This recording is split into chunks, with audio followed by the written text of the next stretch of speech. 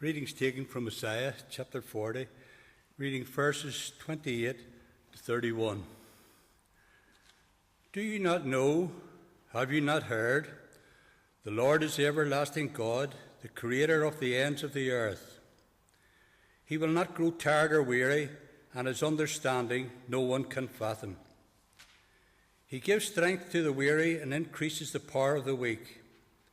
Even youths grow tired and weary, and young men stumble and fall. But those who hope in the Lord will renew their strength. They will soar on wings like eagles. They will run and not grow weary. They will walk and not be faint.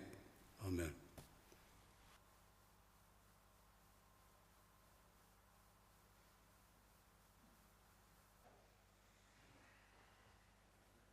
Let us pray. Father God, we thank you again for bringing us here this morning. And Father, I just pray now that as I begin to speak, that the words that I speak, Lord, will be from you. And that anything that needs to be said is said. And Father, I just pray that everyone can just open their hearts to what it is that you want to say to them this morning. And that they'll take away from this whatever it is that you wish for them to take away. Amen. Okay, so today's sermon is going to be a little bit different, and I'm really nervous. I just hate like doing new things. So it's going to be a little bit different than maybe you're used to, or I don't really know if this has happened before. You see, whenever I first came to this congregation, like to visit, most of you are probably thinking it was because of Darren being here, and that I was just here to see Darren every so often. But actually, when I first came here, I was in the midst of trying to find a new church for different reasons. My church, I didn't feel like I was able to grow anymore in my church, and I didn't feel like I was being spiritually nurtured in my church. So I started the process of trying to find a new church. And Darren had actually said to me, like, you know, I think you'll really like Mossley. I think you should give it a go. So I actually, if any of you remember when I first came here, I came a week that Darren wasn't here on purpose. Because I was like, if he's here, they'll just think I'm here just to see him. So at this point, I just wanted to let you all know that I am planning on staying with you because I really, really love this church. And when I first came in the door, I felt so welcomed. And I feel like God is really growing me whenever I come here. And I've actually really fallen in love with this church. So I hope you'll have me stay. You know? If you don't want me, it's fine. But this morning, because of that, and because I'm hoping to stay, I thought this would be a good chance for you actually to get to know me a bit more and a wee bit about how God has transformed me. So I hope that's okay.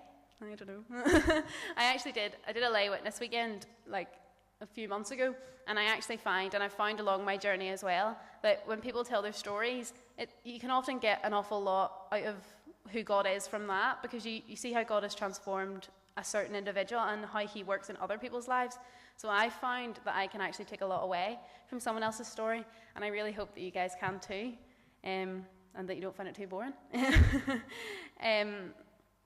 So, yep, let's just start at the very beginning. So I was born into a non-Christian family, which nothing wrong with that, because I had a fantastic upbringing filled with love, and especially from my mum and my nana, who I thank God for every day, because they love and they nurtured each of us, and they continue to do so now. And without them, you know, don't know if I really know how to love, because they kind of taught us how. And obviously I come from a family of 5 of us now, so I'm the 4th one out of 5, so I'm quite young in the line. But yeah, growing up with 2 brothers and a sister was good fun. 2 brothers is a lot to handle sometimes. But then came along our little sister, who always dreamed of having a little sister, so it was fun whenever she came along. And she's fabulous as well. So growing up in our family, we were actually always taught to believe in God. So neither of my parents, my mum or my dad, neither of them were actually Christians, but mum always taught us to believe in God because she had been brought up that way as well. Actually, my granda was one of the first members of Craigie Hill Methodist congregation, which is a fun fact, and he would have attended church every Sunday. So because of that, that was why we were kind of taught to believe in God, because Granda was very, Granda and Granny both actually, were very into their church and into their praying and their reading their Bible and everything. So that's where it kind of came from, the belief in God anyway, in our house. So as we grew up, and as my eldest sister grew up, she actually made the decision at one point that she wasn't going to believe at all. She decided that God wasn't real and that there's no way that this God could be real and everything. And my mum was actually heartbroken. Like, she was just like, but I've always brought you up to believe in God. And she was just like, well, it's not for me. Like, I just don't believe that this God could exist. So one day then, my sister comes home from school. This is about, I think she must have been about lower sixth, so this has been a solid 5 years of not believing in God, and she was so adamant that he didn't exist, that she came home one day from school and told us all she was a Christian. And we were like, what do you mean? Everyone was so confused, because we were like, this is the girl who was, no God, and then next minute she comes home from school and, I don't know, she was transformed. But actually, fun fact, she was transformed from hearing someone's story. So it can open people's eyes in a different way.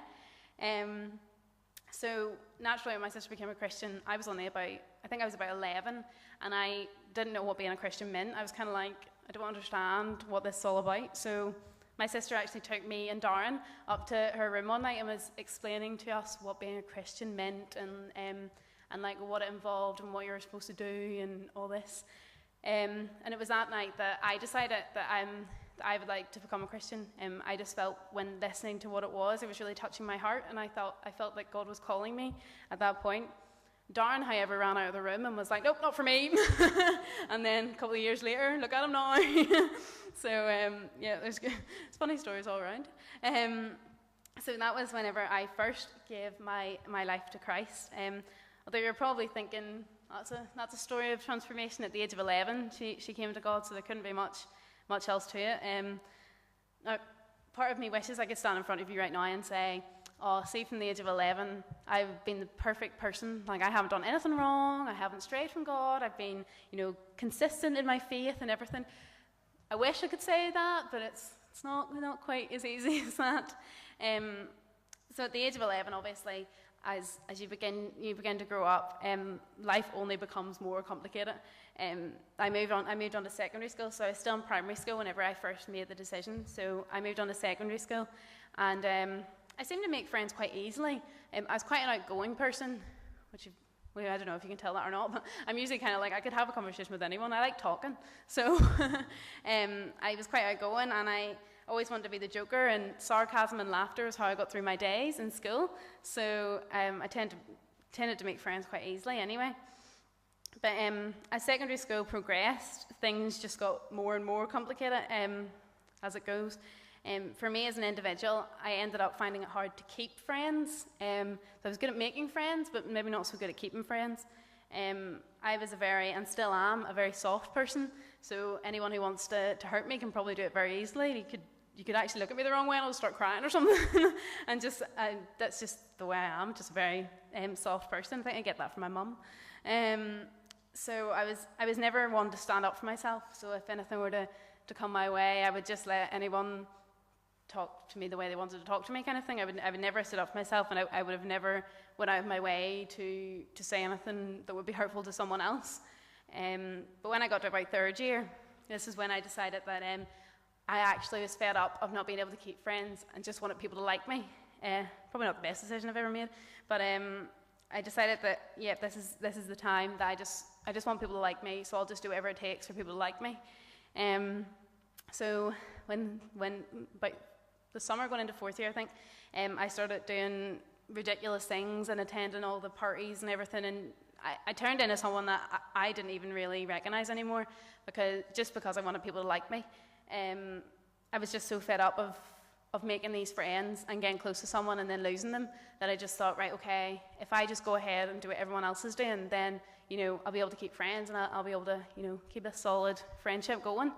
But like I said, I just became the person who just didn't really care actually about my friends. I just cared about having them, but as individuals, I didn't really care about them.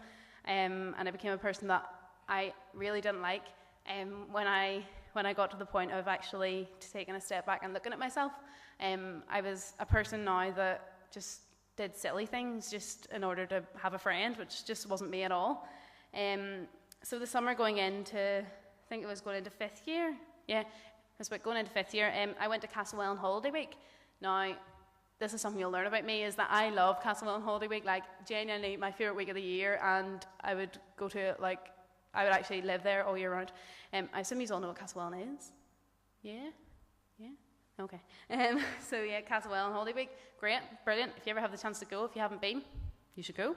But yeah, I attended that every year from the age of 11, and but it was there actually at this particular time that God stopped me, and he had me look at who I was as a person, and that's the time whenever I took a look at myself and I thought, what has happened to you? Like, you're not the person that you want to be. And I found God asking me if I still wanted to be that person, and of course I really didn't. So I was quick to tell him that I didn't.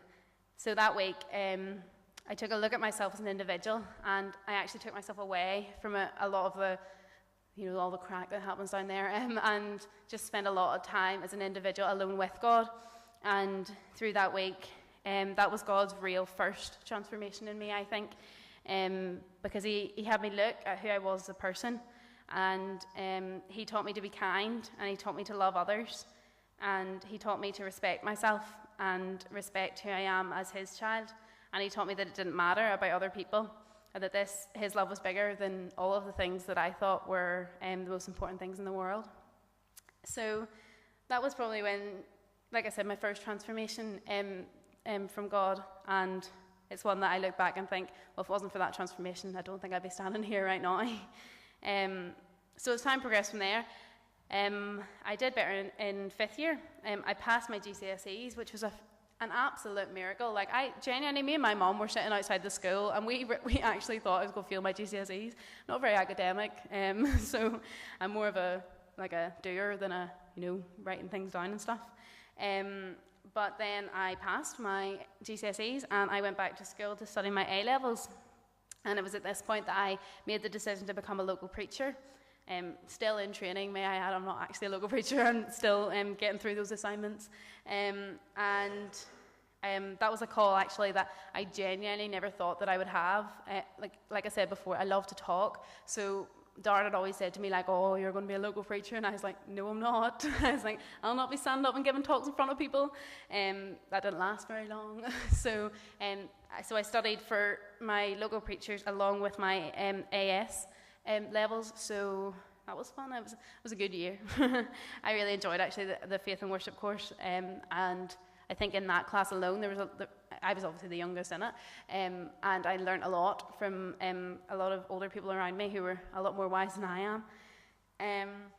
However, that same year brought about yet another small bump in my journey. Earlier, I mentioned about my granda, who was one of the first members of Craigie Hill Methodist. So he actually passed away that year, and to help explain a little, this will hopefully make a bit more sense. Like, my grandma was like my favorite person in the whole world. So when he passed away, it was like the end of my world kind of thing. I was like, oh my goodness, what's happening? He just got sick over a period of time, and naturally, he actually passed away very peacefully. And he was 98, so he had a pretty good life. But at this point then, I found myself, as sometimes we do, I find myself getting really upset and angry at God. Sometimes I find as Christians we can blame God for things that happen to us that are bad or that are upsetting or heartbreaking, but like, when I think about it now, I just think it's ridiculous to think that, like, I blamed God for that happening, because it was just silly. But it is, I know it's a question that a lot of non-Christians would ask us as well. They'd be like, why does God let bad things happen? And you're kind of like, well, I don't think he lets them happen. I don't think it's quite that easy. But at that point, that's what I was thinking. I was sitting thinking, why did God have to take this really important person away from me? And then I went to Autumn Soul, which is a Methodist weekend down in Bangor. And it was there that I just found myself, I was actually singing a song, and I just really found myself being like a wee voice in my head going, go get prayer. And I was like, no, because they haven't told us we can get prayer. And then it was like, just go get prayer. And it just kept going. And then I actually saw from the balcony, I could see a couple that I know really well on the prayer team. So I actually went down to them and explained the situation and what happened. This was only about a week after my granddad's passing. So I was talking to them about it and everything. And there's another transformation. The theme that year, Autumn Soul, was Shatter the Illusions, and it was all about, getting rid of those things that you think about God that are true, or you think in your life are true, but they're not. So that for me was amazing, because it completely shattered my illusion of, oh, God let this really bad thing happen to me and it's all his fault. Like, it completely shattered that. And that's another instance where I think if it wasn't for that prayer, that I wouldn't be standing here today either. And I thank God for that couple every day. Then that's also where I got the reading from that we read this morning. It was one that I don't actually quite remember. I think it was actually sometimes you would just open your Bible randomly and then you'd see a verse. Genuinely, I think that's what happened with that verse. And it's been a verse now that has brought me through a lot of difficult times, and I just absolutely love the bit that just says, "But those who hope in the Lord will renew their strength. They will soar on wings like eagles. They will run and not grow weary, and they will walk and not be faint." Like, those words, actually, every time I hear them, I get like butterflies in my stomach. So, that's where that verse came from.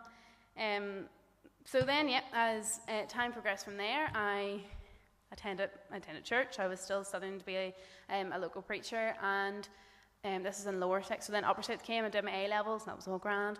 And then in the middle of my A-levels, I made the decision to apply for the Methodist Church in Ireland's Gap Year programme, Tom Team. So I kind of applied for it.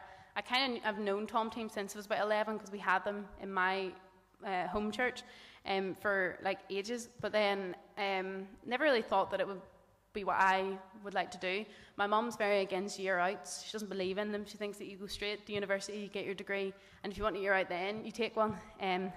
But no, mate. I just went and applied behind her back. I didn't tell her I was going to apply, I just applied, and then was like, well, if we get it, we'll deal with it then. And then I got the phone call to tell me that I had been accepted onto the team, and then had to go through and tell her that I wasn't going to university and I was just going to wait a wee year. But that was another year that, like, if you ever have a chance to talk to me personally, if you want to talk about Tom Team, I could talk to you about it all day. It was a full year of travelling around Ireland with 3 other people, and we worked in different churches and different schools and like communities and everything. We did so much work, but it was the most amazing year of my life to date. Like, I just absolutely loved every single part of it, and it was a year that really taught me a lot about working for God and about how God can actually renew your strength, and just like that verse says. But during my Tom Team year, about halfway through it, I struggled quite a lot on my team sometimes, just with the clash of different personalities can be a lot to deal with when you're living and working with the same people all the time. So with that clash of personalities came some difficulties sometimes, and about halfway through the year, I just had a real transformation backwards. Like, it was, I really struggled with my self-worth, and I believed that I wasn't good enough to be doing what I was doing anymore, and it was a really difficult time. It's probably one of the most difficult times I've been through. It's hard sometimes waking up in the morning and just thinking, I really don't want to get out of bed because I just feel worthless. And that's how I felt, even though I was doing God's work the whole year, but I didn't think that I was worthy enough to be doing his work and worthy enough to be standing up in front of people and teaching kids about him and everything. And it just got to the point where it got a wee bit too much. And I had a bit of a breakdown for a couple of months. But in that, we had like a person on our boss who we went and spoke to, and we also all had personal mentors at the time as well. So with that, I talked everything through with them, things that I hadn't talked about ever in my life, and they were about 10 years old, talking about them. But through that, that was another time where God just completely blew me out of the water. I went away to like a retreat for like young leaders, with my team, and that weekend, God just it actually just totally blew me out of the water. I had the most amazing experience of him that I've ever had in my life, and it was just amazing to sit there, and like I was just sitting there in his presence, and he was just teaching me and telling me about how I am of worth and how I am his child, and how he's called me to do his work, and that actually it's not about me, that it's about him. Because I think if I would have remembered that it wasn't about me, then I think I would have gotten on a lot better doing it. But that weekend was the third transformation I think that God did in me, and it was just that one was a real wake-up call. And since then, actually, that was about halfway through my Tom team year, and then I moved on, and I'm now at university. I know the academic actually made the non-academic made the university. I'm shocked too.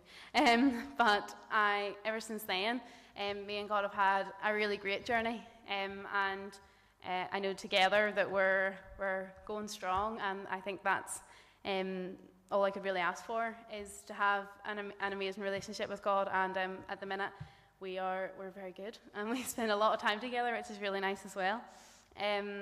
So that's a wee bit about me and how God has transformed me, more importantly than just about myself.